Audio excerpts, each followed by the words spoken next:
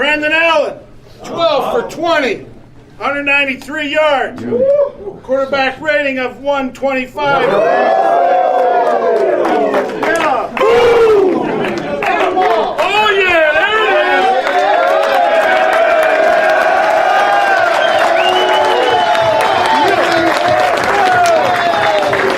is. I appreciate you guys. Joe, I appreciate you, man. I appreciate everything you've done for this team so far. Let's get a few more now.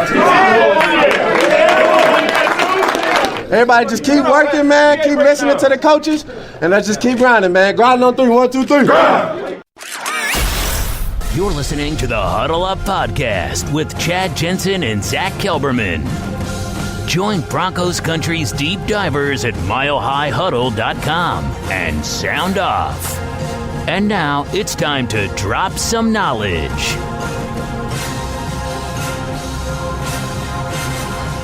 Good evening, Broncos country, and welcome to a special solo edition, as you can see, of the Huddle Up Pod. I am Zack Kelberman, and I am here flying by myself as my partner Chad Jensen is in Denver, actually, at the game today. Maybe he's the good luck spark the Broncos have needed because they scored a great upset victory led by Kyle Allen, led by a resurgent defense over the Cleveland Browns. I'm going to hop into everything about this game. It's going to be kind of a different format because I am alone, but I do want to welcome you guys into this broadcast today.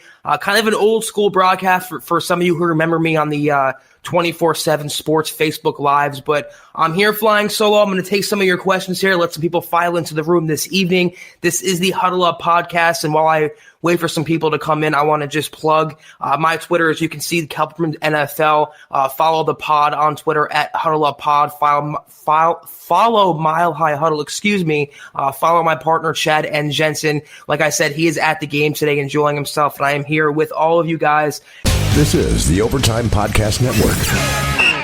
And I can tell, the happiness that's flowing through. It's great to see the comments today.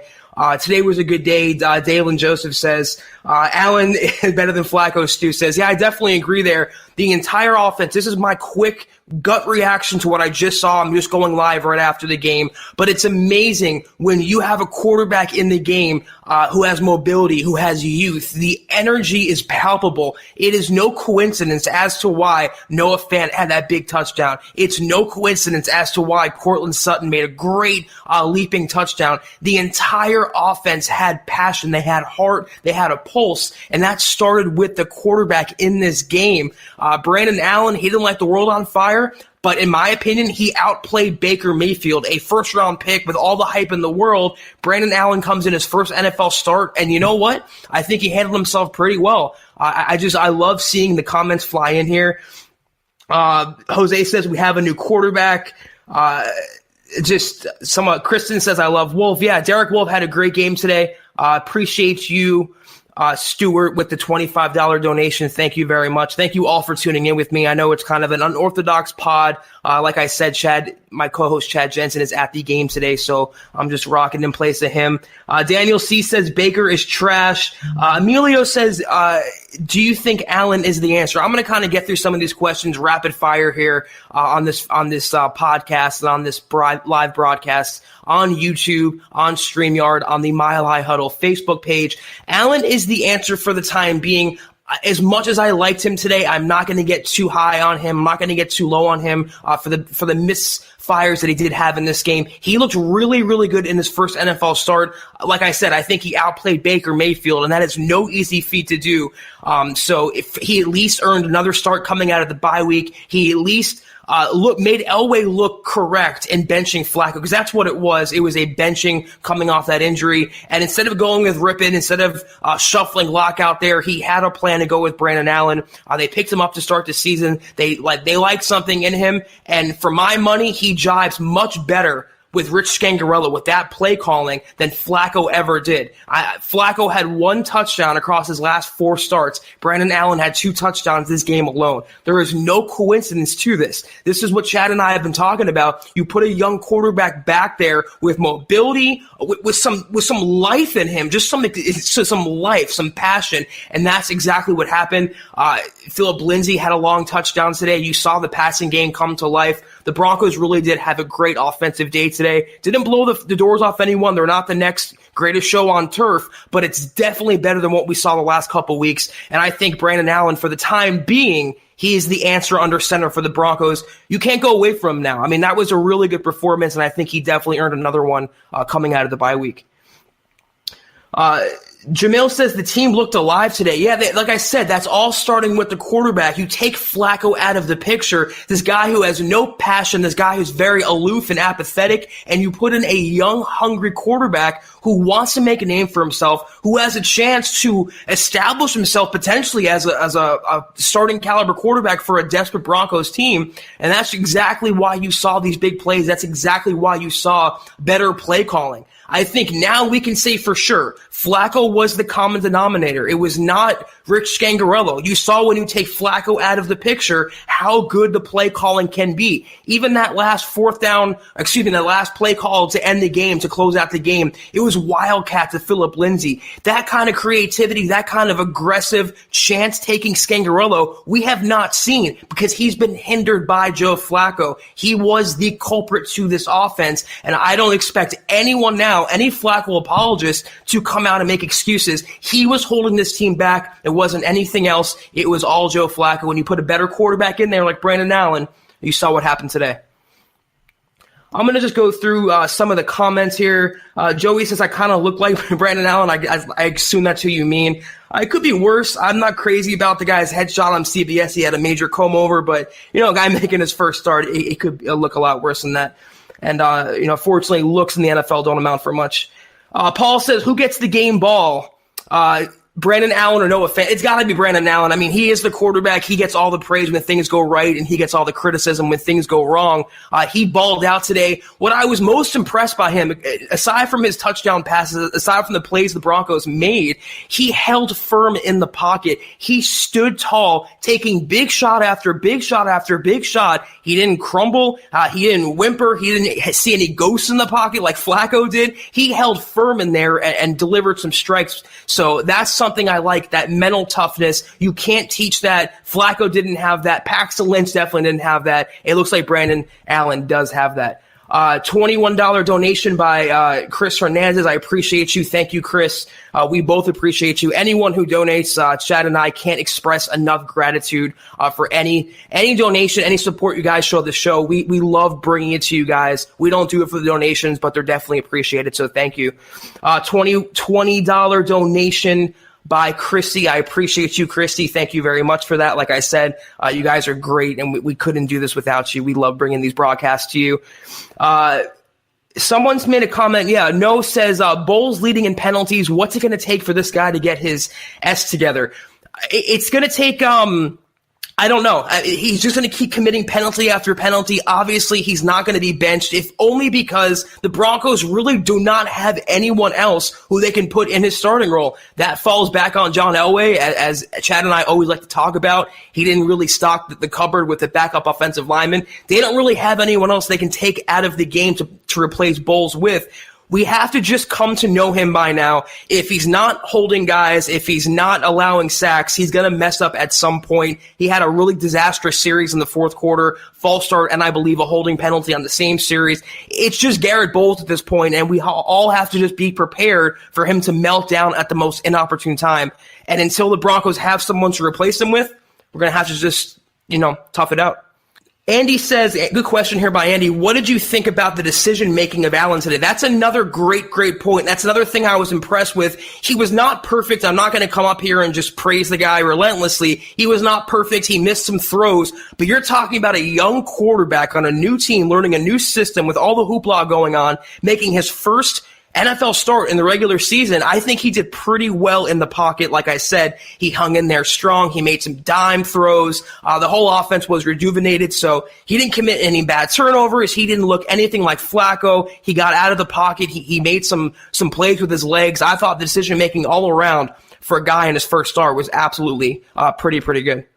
What else do we got here? I'm going to go through some of the questions. They're flying in so fast. Thank you guys again for hopping in with me here after a big Broncos victory. I love to see the happiness and the excitement in Broncos country. You guys have been kept down for way too long, and it's nice to see that the offense led to this sort of result.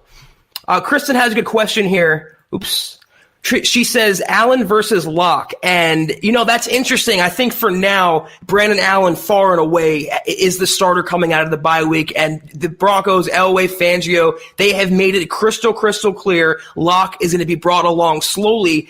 I think this game was the worst case scenario, though, for Drew Lock. He really needed Brandon Allen to show his inexperience and come out and kind of fall on his face, because that would stoke the quarterback fires in Denver. It didn't happen that way, and I think Allen locked himself into a little more tighter job security than he had coming into this game. Locke will get his shot toward the end of the season. I firmly believe that, whether it's due to injury or ineffectiveness. But right now, it's no comparison. Allen had a great day, and I think he deserves the benefit of the doubt coming out of the Week 10 bye week.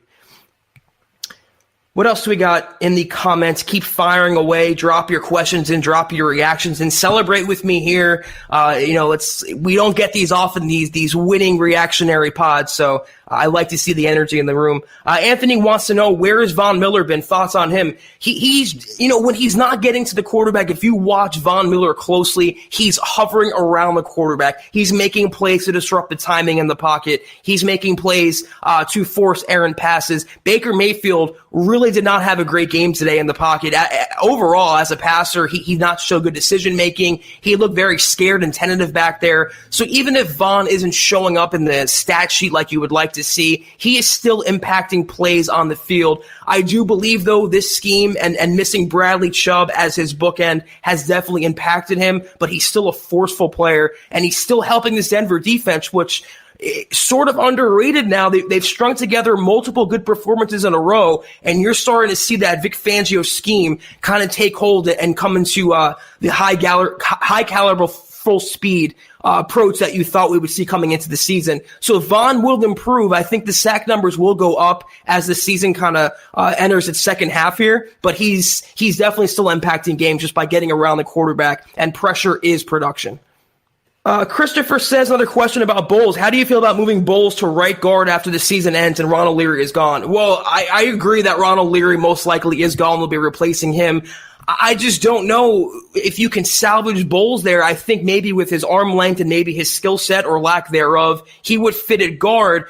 But it's almost like one of those demons you have to exercise. If he continues down his current path this season, do you really keep him on the roster next year? Do you really want to have that bad juju in the locker room? Do you really want to have a guy who I'm sure his teammates are growing tired of and frustrated with over these penalties? So maybe there's a chance they'd move him to guard, but they drafted him and they're paying him to play tackle right now. And if he doesn't cut it there, I don't know if he's going to cut it anywhere else. So left tackle for sure. Whatever happens to Bowles is a big offseason priority for Denver.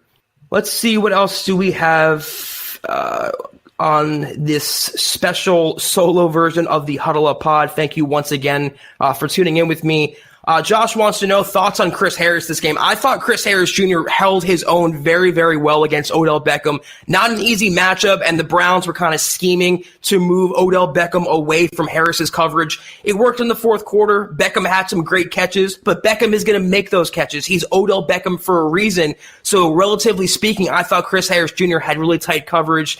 And overall, he doesn't have the stats, I think, to back it up, or he's not getting the national shine, but he's still a very, very good cornerback. And I think this offseason, from Denver or not, he's going to earn a big payday. Let's go through some of the comments, something I haven't got to yet.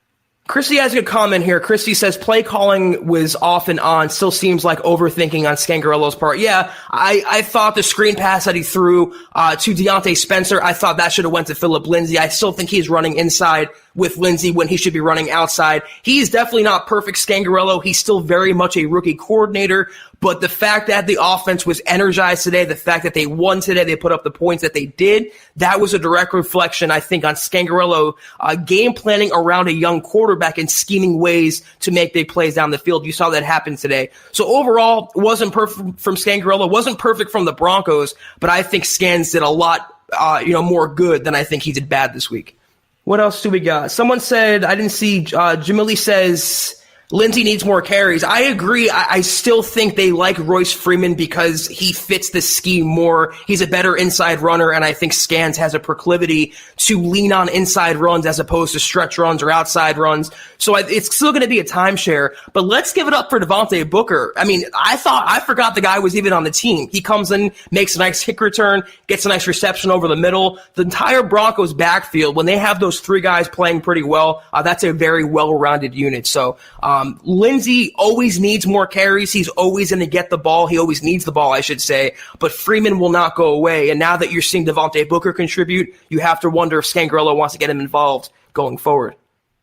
Anthony says we need a new punter. I don't know what pictures, naked pictures Colby Wadman has of Elway or Fangio. I don't know why the Broncos are dead set on competing everywhere but punter. I know he's Tom McMahon's boy, but Wadman is the most uninspiring punter you can come up with. He's the definition of a jag, just another guy. They can do a lot better than Wadman at punter, but it's just looking like for as long as McMahon is the coordinator of this team, Wadman's going to be the punter. It's just, it's almost like nepotism with two people who aren't related. I don't understand it. Oh, this is a good question here. I got to take this question from Andy. Thoughts on Courtland Sutton next Megatron? I personally, watching the development of Courtland Sutton go from WR3 last year to WR1, to get the guy, a long-term wide receiver 1 at number 40 overall, it's been a pleasure watching Sutton blossom into the playmaker he is today. Great comparison. I mean, you could say Megatron, you could say Brandon Marshall, Demaryius Thomas. The guy will just snatch your soul in coverage. I put it on Twitter. We always talk about the term getting mossed. I think it's time to introduce the term Suttoned. That's how good this guy is. When he's not making the catch, he's drawing a penalty. When he's not drawing a penalty, he's hauling in a touchdown. The guy is phenomenal, and he's producing no matter what quarterback is back there. He's with Case Keenum, Joe Flacco, Brandon Allen. Imagine if Tom Brady, Aaron Rodgers were throwing to Courtland Sutton. That'd be pretty scary. Love the guy, though. He's going to be in Denver a very long time, and I already think he's a tried and true number 1 wide receiver. The only question is, how high can his ceiling go from here? This is the Overtime Podcast Network.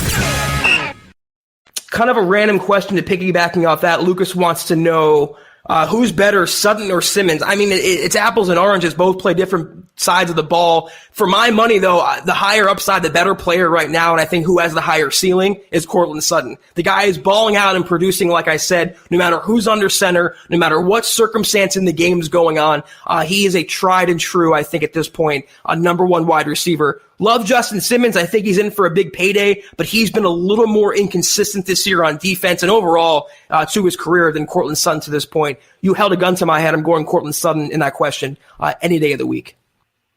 Christopher wants to know, when do you expect Bryce Callahan to come back? I don't even think Bryce Callahan is a real person at this point. The Broncos, it's a lemon. Wouldn't hold my breath at all to see Bryce Callahan back again this season.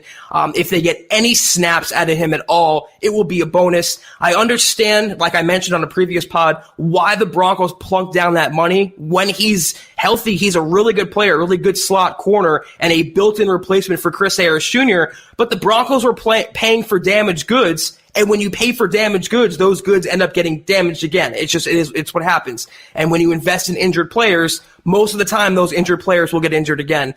Bryce Callahan can't seem to shake that foot injury. I still think the Broncos may have either decepted the media, decepted the public of his recovery, or he suffered a setback and he was much behind than they thought he was going to be. But you have to wonder why Fangio didn't know better about Callahan's status, considering he came over with him from Chicago. You just have to wonder why the Broncos plunked down $21 million on a guy who might not be healthy the entire season. People are asking, I saw a couple questions now about Deshaun Hamilton, why he's not producing. Dre says here, Hamilton isn't getting open.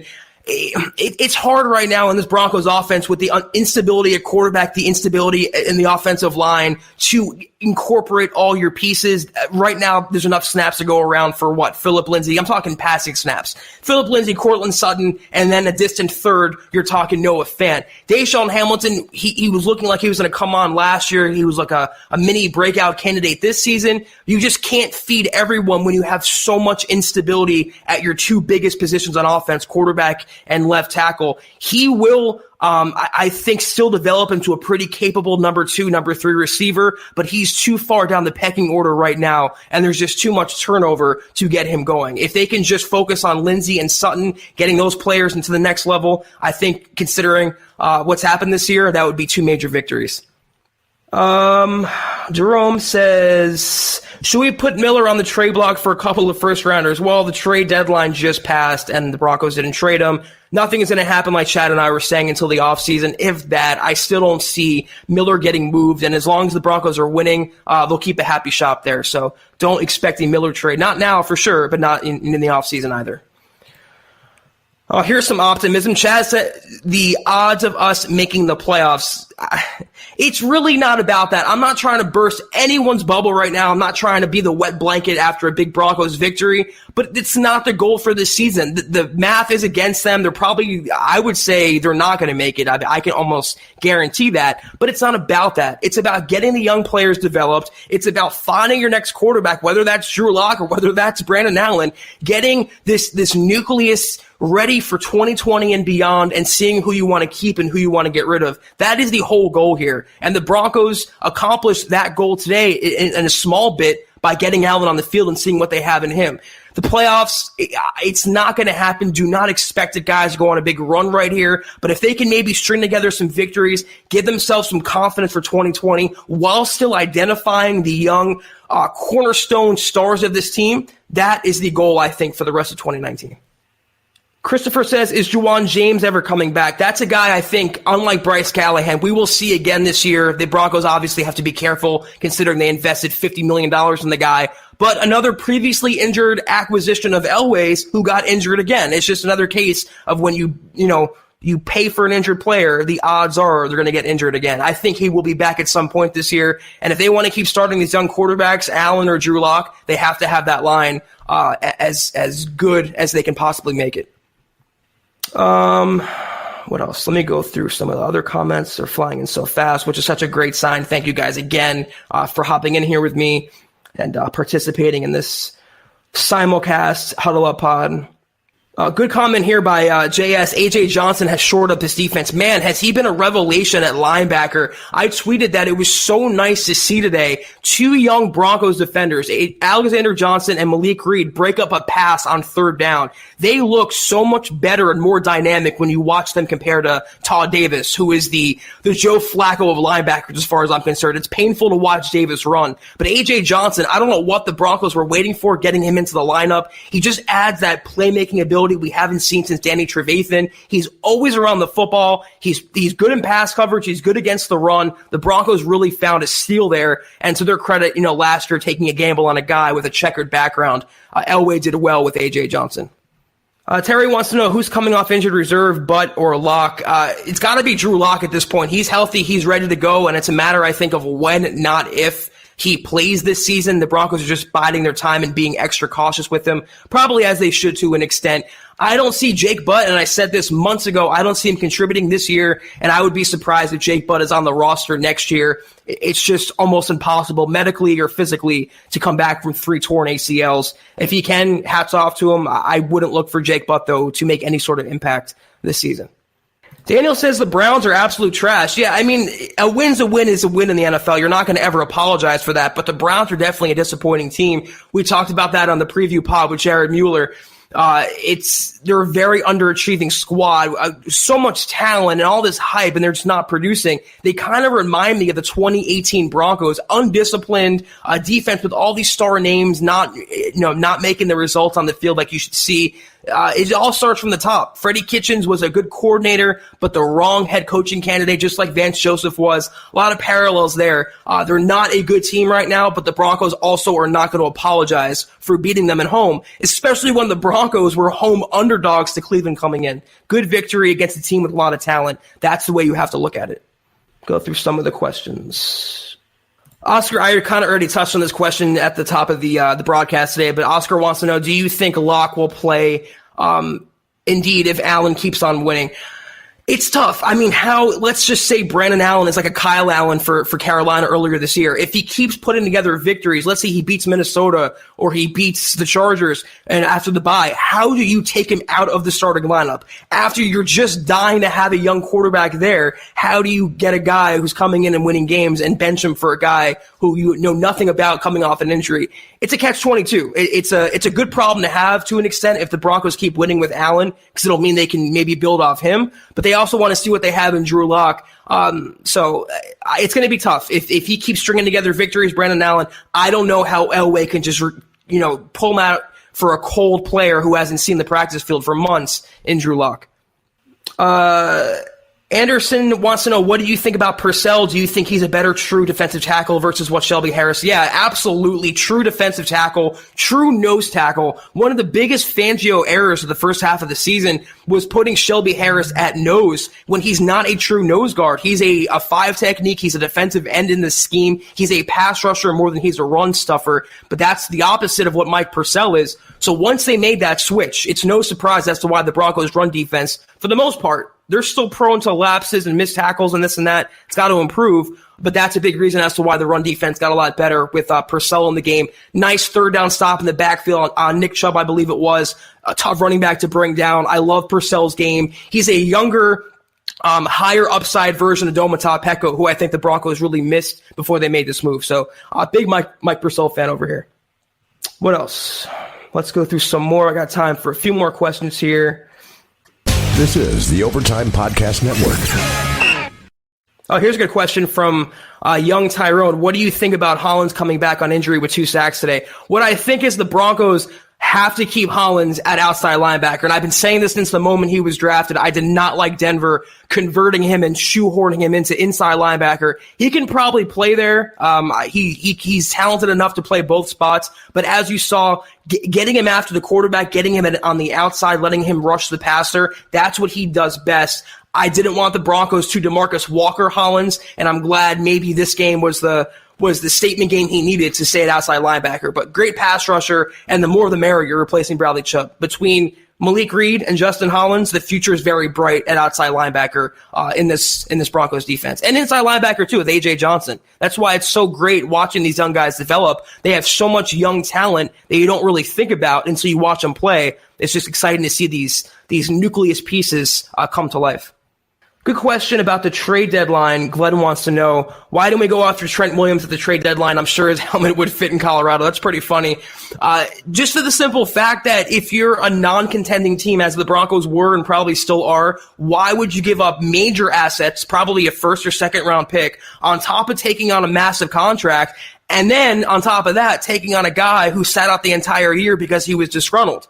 And he was probably right in doing that. The Redskins are a joke. But you don't want that toxicity in the locker room. You don't need a guy who's going to probably be a locker room lawyer when you're establishing culture and you're going through a losing spell. I understand why the Broncos stood pat there. I did not think they would do it, and they did not need to do it. But going into the offseason, tackle, whether it's a veteran or whether it's a rookie, they have to prioritize that spot because Garrett Bowles is getting worse. He's not getting better or even staying the same.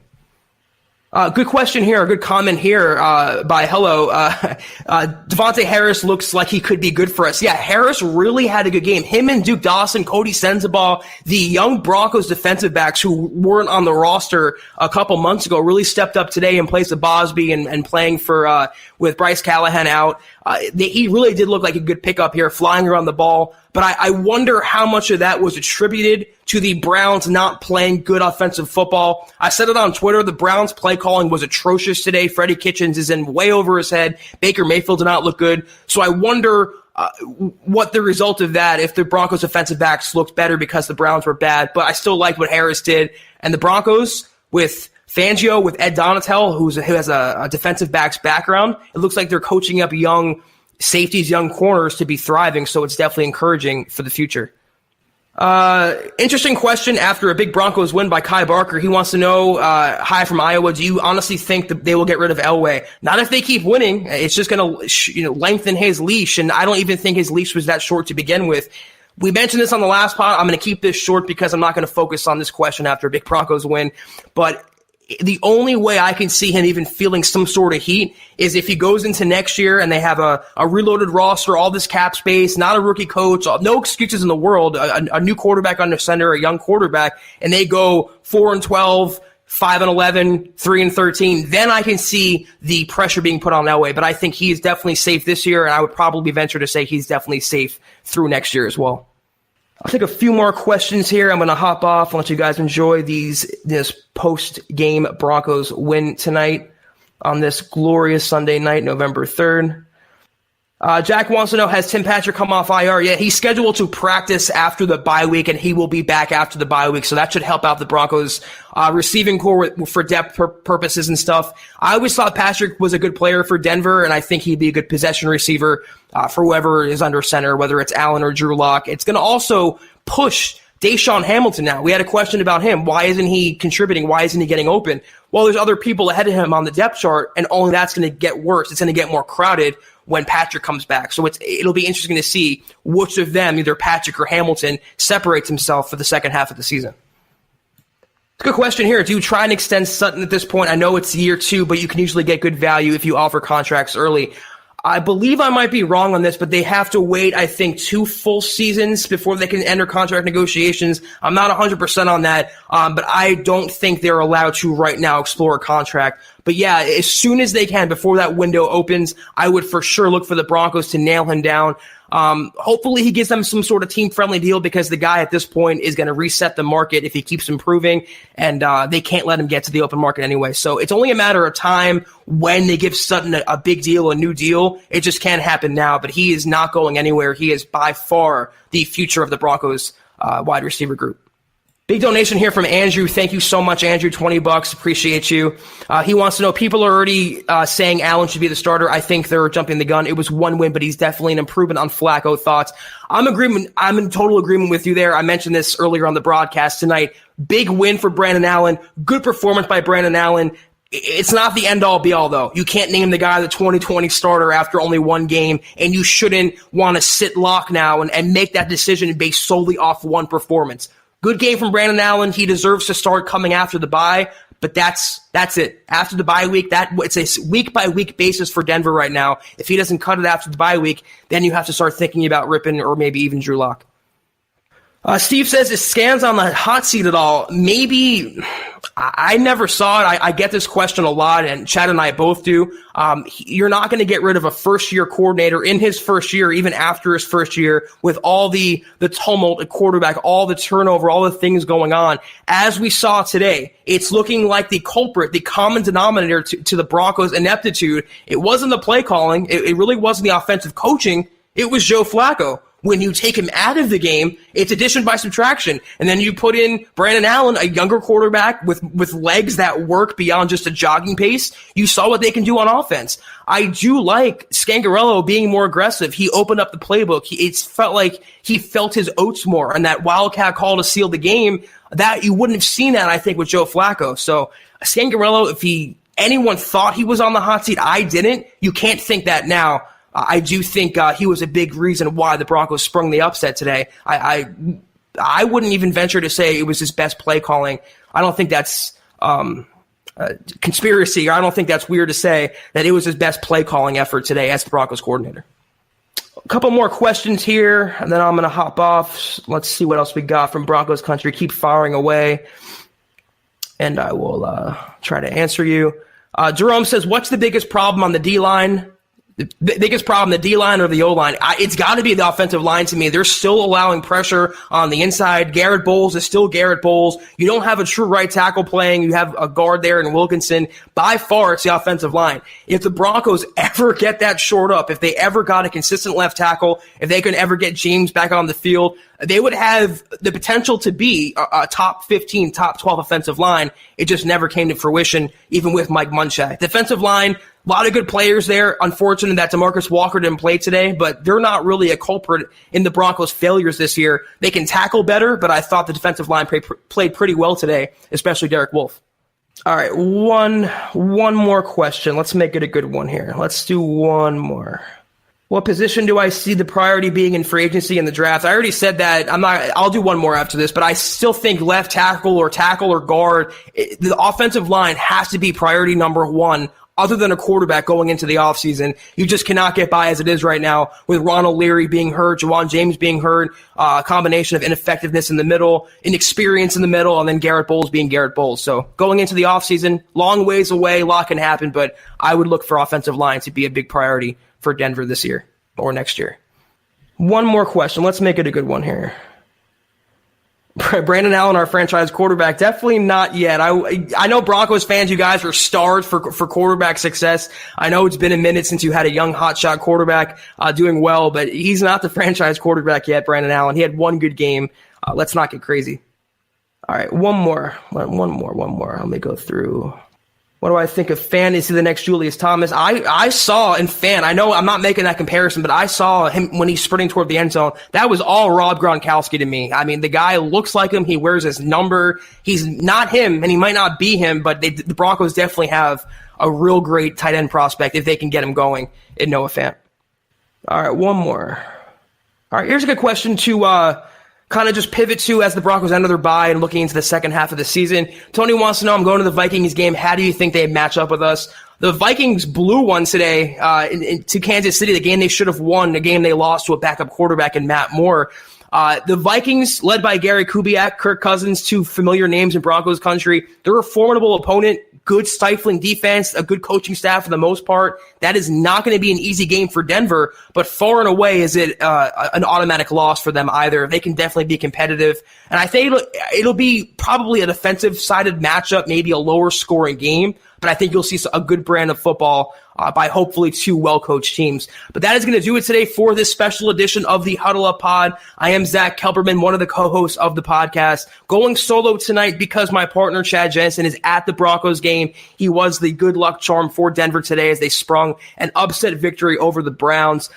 Be sure to follow me on Twitter at Kelberman247.